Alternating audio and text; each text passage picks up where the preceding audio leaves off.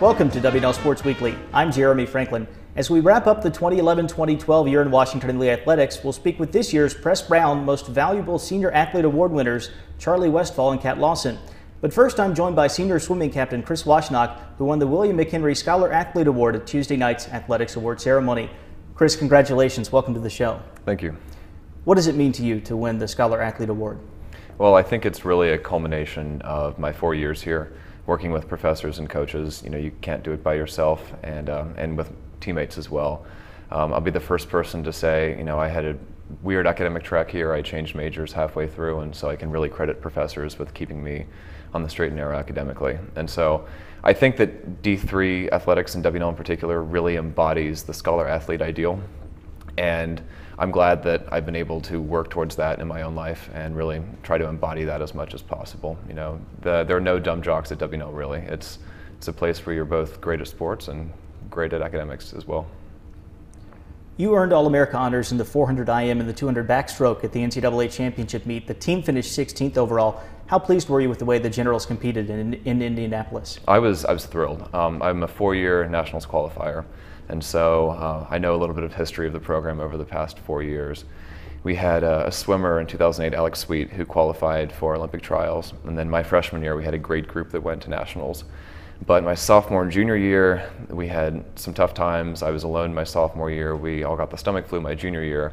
And so to have another year where all 6 of us who went to nationals garnered All-American status and had a great meet, it really announced that W&L swimming is back. And I think that with the recruits we have coming next year, where this program is looking nowhere but forward.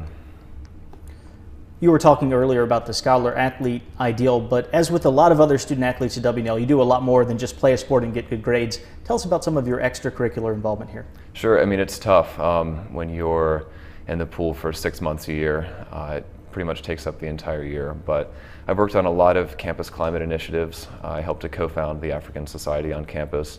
I've been active with English for speakers of other languages, putting my Spanish major to good use. I helped to co-found the GLBT Equality Initiative my sophomore year, and I've served on the GLBQ Advisory Council since then.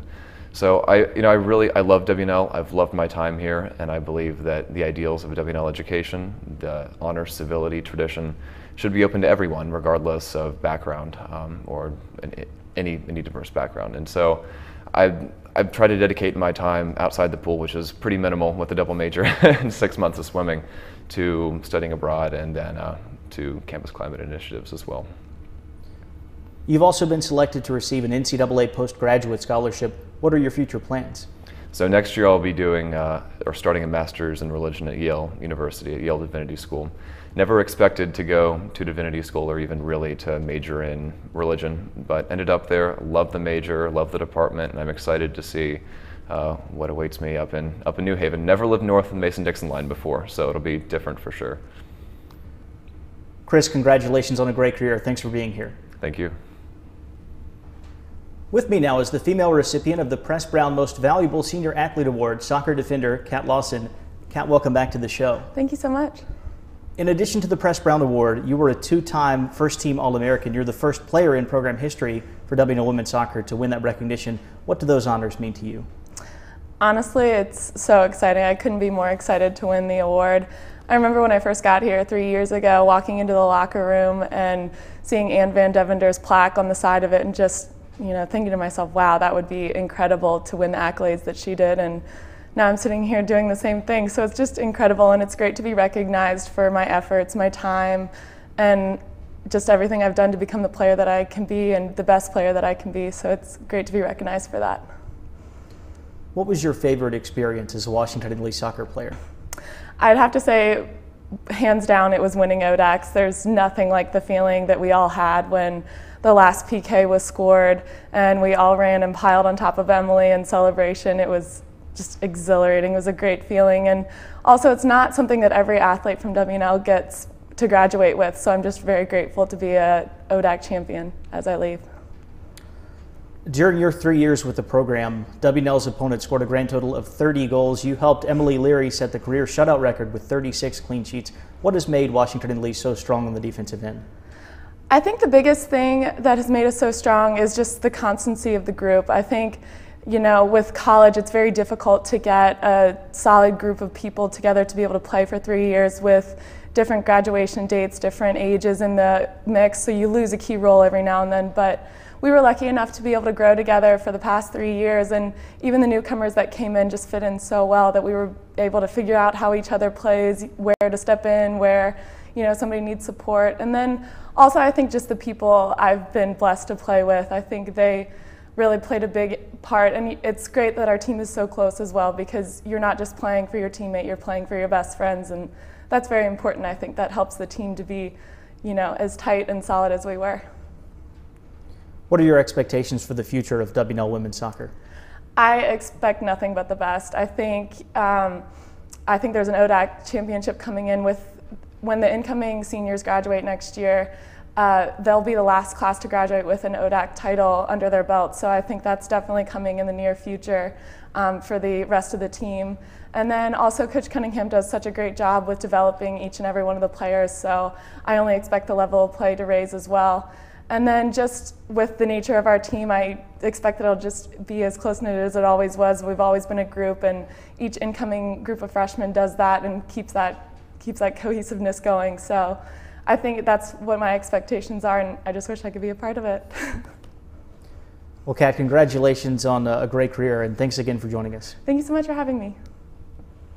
I'm now joined by the male winner of the Press Brown Award, football quarterback Charlie Westfall. Charlie, welcome back to the show. Thanks for having me. I want to go back to your first game in a Washington Lee uniform in a tropical storm at Franklin and Marshall. Washington Lee was shut out 24-0. You had 51 yards of total offense. Fast forward to your senior year, and the Generals average almost 500 yards of offense a game. Talk a bit about the progression in the offense for you and for the offensive coordinator, the new head coach, Scott Abel. Yeah, I think that, you know, first it really shows the hard work that was put in by, you know, the coaching staff to, you know, adapt and adjust to, you know, the personnel that we have, and then also the defensive schemes that we were seeing, you know, throughout the last couple of years. But at the same time, it is also a testament to the players and their ability, our ability to really rally around this offensive scheme that, you know, most guys who were recruited to play there weren't recruited to play within an option offense. So, you know, people being able to adapt and, you know, take a role that maybe they didn't really want to take, or, you know, wasn't best for their self-interest, but as a team it was the best for us going forward. And I think it was it really shows a lot of character as, you know, for Washington and Lee as a team. The Press Brown Award joins a pretty crowded trophy case for you. You were named the ODAC's Offensive Player of the Year. You also won the Willie Lanier Award from the Richmond Touchdown Club as the best college division player in Virginia. What do all of those honors, those recognitions mean to you? You know, when I'm kind of asked a question like that, I like to always just say that, you know, no athlete, you'd like to think, goes into playing sports or, you know, college sports for the awards. You know, you go there because you love the sport, you love the camaraderie, you love, you know, the challenge. But going forward and, you know, as I become an adult and going into the working world, I think it's a really nice thing that I can look back on and have the memories and be able to, you know, cherish the memories of the 4 years that I spent at Washington Lee. And I was, you know, lucky enough to play as a quarterback. Also, I think that, you know, you have to say that football being the team sport that it is, those awards are, if not more so, for the, you know, the team sport, everybody that was rallying around each other, and, you know, the unselfish play from every offensive lineman that to go in and day out and put in the work without any kind of, you know, significant recognition, you know, or glory is extremely commendable. So from that standpoint, it's just a nice thing to have. What kind of advice would you give to a prospective Division III student athlete? I think it's a really good question, because Division III sports are an interesting dynamic between social life, athletics, and academics. But I think the biggest thing I would say is remember why you play. You know, remember why you play sports. Remember why you want to play another 4 years, and remember how lucky you are that you have the opportunity to play another 4 years of whatever sport you happen to be in. You know, like I said, day in, day out, it might be a tough, grueling, you know, endeavor, but for me, and I think for everybody else, it's just a point of pride to say that they were able to make, go through 4 years of college life and at the same time be able to, go out on the practice field every day and really challenge themselves. Next year will obviously be one of transition for Washington and Lee. You and a very gifted senior class are departing. Coach Abel is taking over for Frank Miriello. What does the future hold in store for W&L football? Honestly, I'm really not worried about the team that they have next year and the future going forward. Coach Abel, I would say that I was one of the closer players with Coach Abel, with just the time spent with each other on and off the field, and seeing him behind the scenes as a coach was a pretty incredible experience. And he was really born to coach and born to motivate individuals and create a team aspect and create that team atmosphere. So from a coaching standpoint, Coach Abel I think he's got experience in that department. And he'll be great. And I think that although you lose guys like John Fitzgibbons, John Kavanaugh, Rob Look, those are really, they were staples of our team and guys who could hold everybody together.